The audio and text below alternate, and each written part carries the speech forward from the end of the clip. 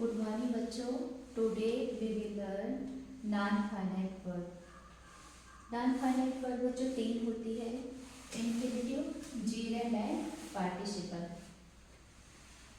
Finite verb और non finite verb हम थोड़ा सा समझ लेते हैं। फाइनाइट वर्ब उसे कहते हैं जो अपनी वर्ब जो सब्जेक्ट होता है, सब्जेक्ट के नंबर और पर्सन के अनुसार जो वर्ब चेंज होती रहती है, जो अपना रूप चेंज करती रहती है, उसे फाइनाइट वर्ब कहते हैं।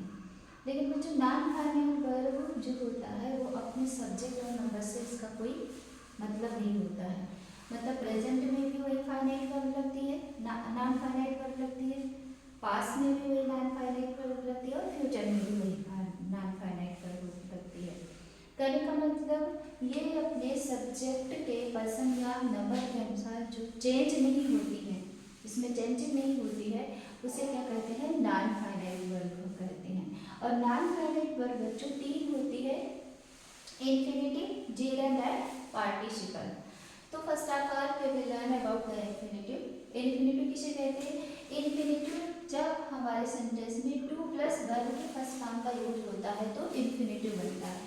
इंफिनिटिव जो होता है ये सेंटेंस में किसका काम करता है? नाउन का काम करता है। इंफिनिटिव एक वर्बल नाउन कह सकते हैं इसको, ये एक वर्बल नाउन होकर के रूप में काम होता है। कहने का मतलब होता तो ये वर्ब है, लेकिन आपके सेंटेंस में काम किस रूप में करता है? नाउन के रूप में करता है। और नाउन जो होता है किसी भी सेंटेंस में, नाउन या तो किसी भी सेंटेंस का सब्जेक्ट बनता है बच्चों, या फिर किसी भी सेंटेंस का क्या बन सकता है? ऑब्जेक्ट बनता है।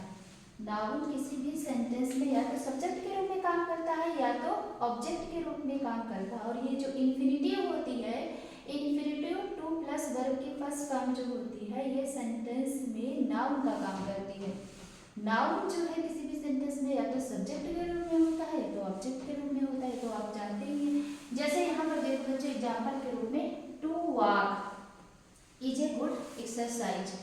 टहलना जो है एक अच्छी एक्सरसाइज है। अब यहाँ देखो बच्चों टू लगा है और उसके बाद जस्ट वॉक मतलब एक वर्ब लगी है। वर्ब की कौन सी फॉर्म है? फर्स्ट फॉर्म का यहाँ पर यूज किया गया है। अब इसके पहले टू लगा दिए हैं, टू वॉक हो गया। कहने का मतलब ये क्या हो गया? अब ये वर्ब ना होकर के नाउन हो गया। नाउन के रूप में किस रूप में काम कर रहा है? यहाँ पर सब्जेक्ट के रूप में, सब्जेक्ट के रूप में यहाँ पर नाउन का काम कर रहा है टू वॉक। टू वॉक यहाँ पर क्या होगा? वर्ब ना होकर के नाउन, वॉक यहाँ वर्ब ना होकर क्या है? नाउन के रूप में काम कर रही है। क्यों? क्योंकि इसके पहले इंफिनिटिव क्या लग गया है? टू का यूज हो गया है। तो to walk is a good exercise. Next example हम देख लेते हैं, he is unable to attend the class. यहाँ पर टू है, यहाँ पर टू क्या है? इंफिनिटिव है और एज ऑब्जेक्ट के रूप में यहाँ पर काम करता है।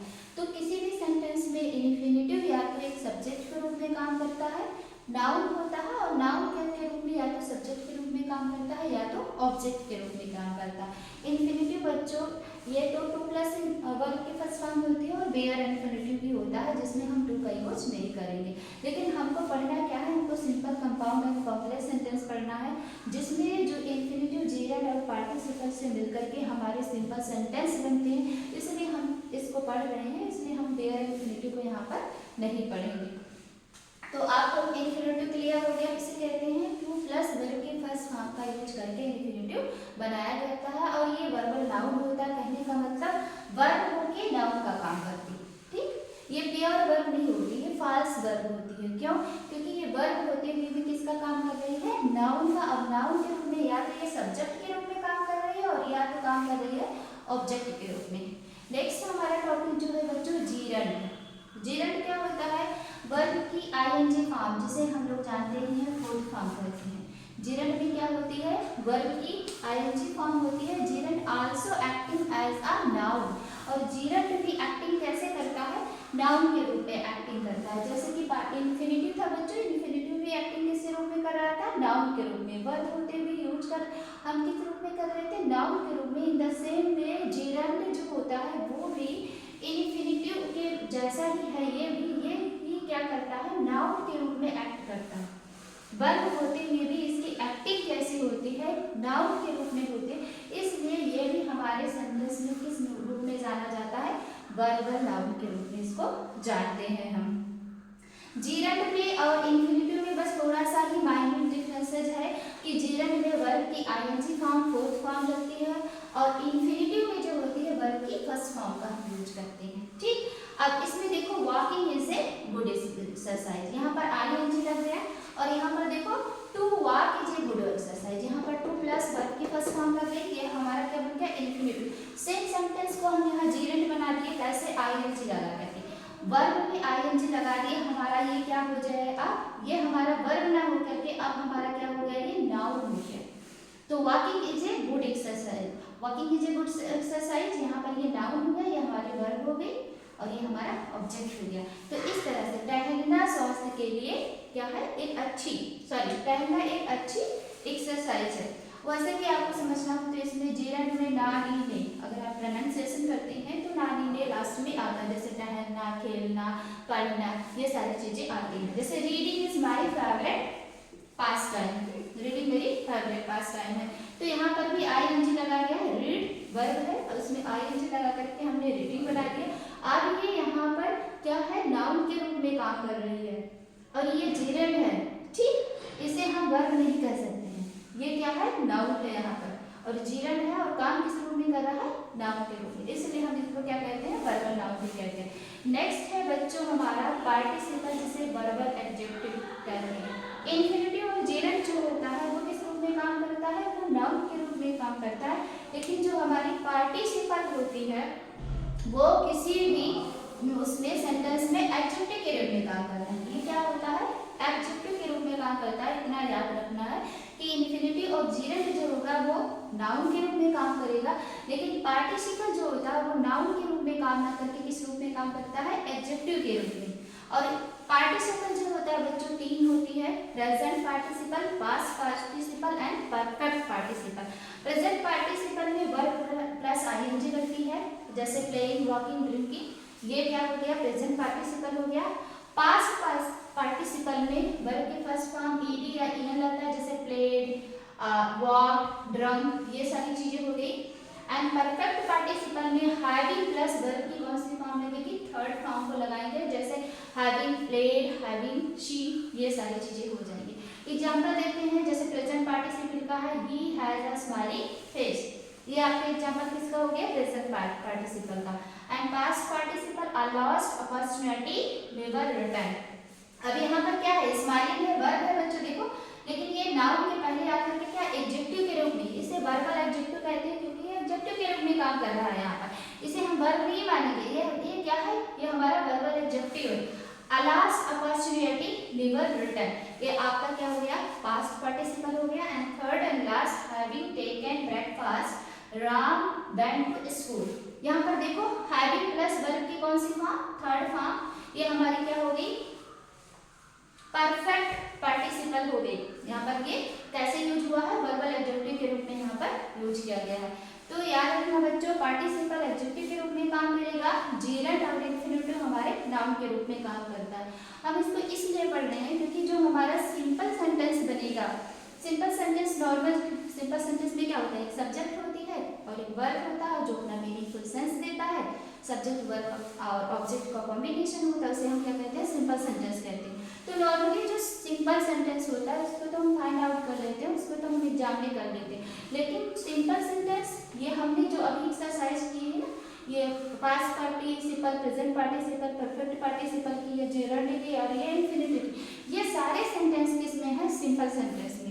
और इस तरह की जब क्वेश्चन एग्जाम में पूछा जाता है तो हम कंफ्यूज हो जाते हैं, अरे ये तो आगे वर्ब लगी हुई है, ये कैसे सिंपल सेंटेंस होगा, इसको हम कंपाउंड सेंटेंस देते हैं। तो इस तरह की गलतियां हम कर देते हैं, इसलिए हम इस टॉपिक को पढ़ रहे हैं। अब देखिए कैसे हमारे सिंपल सेंटेंस में इस तरह के क्वेश्चन आते हैं, कैसे हमारे बोर्ड एग्जाम में क्वेश्चन को पुट अप करते हैं। देखो इसमें एक एग्जाम्पल देखो, seeing a tiger here and again.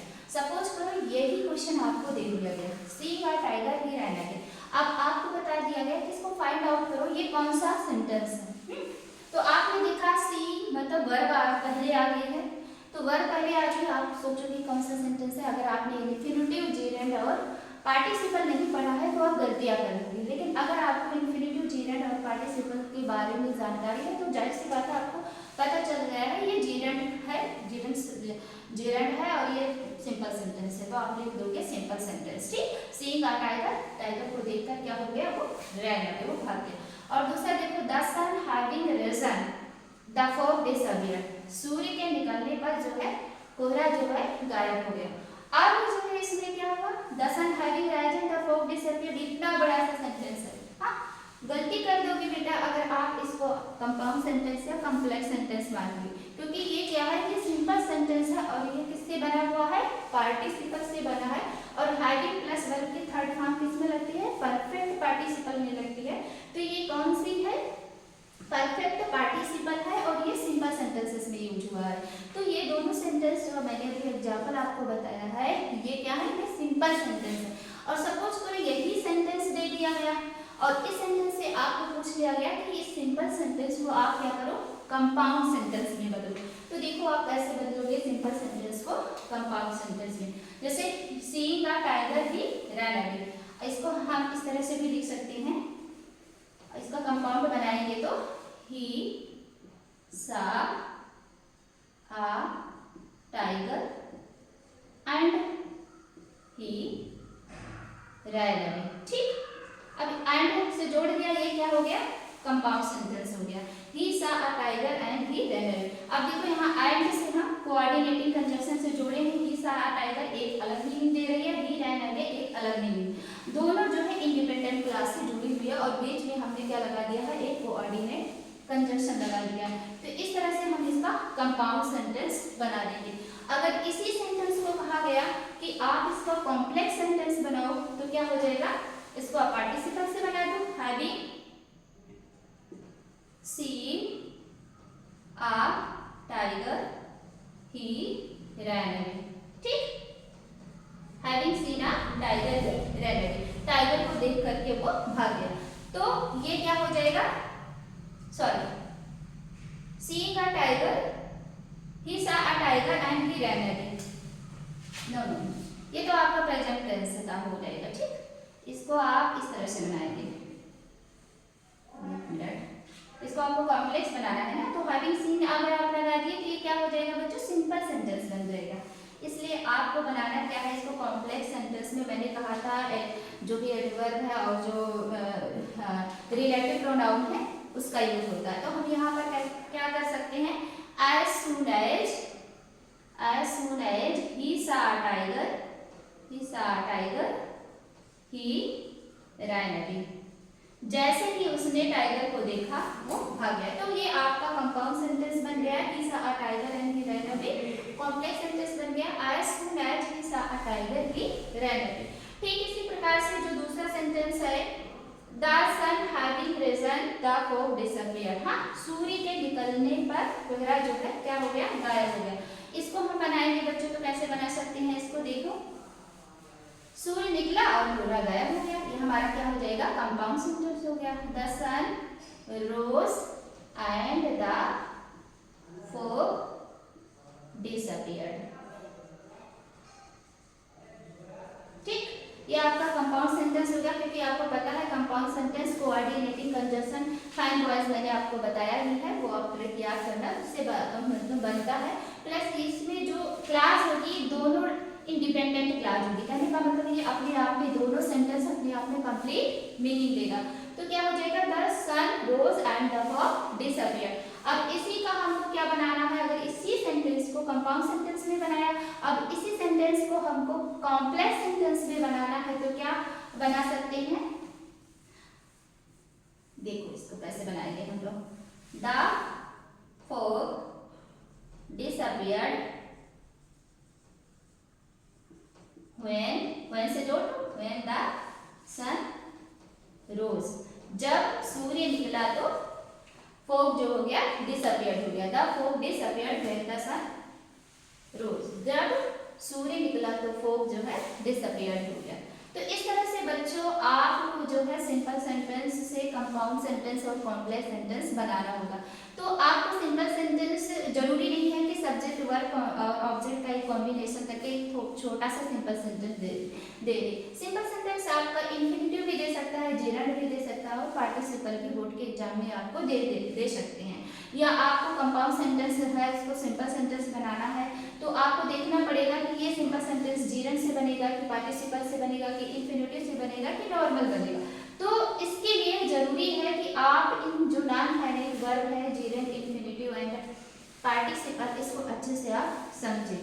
Okay, next session में हम लोग पढ़ेंगे, ये तो आपका सिंपल सेंटेंस का हो गया। नेक्स्ट सेशन में हम पढ़ेंगे कंपाउंड सेंटेंस के बारे में। Okay, thank you.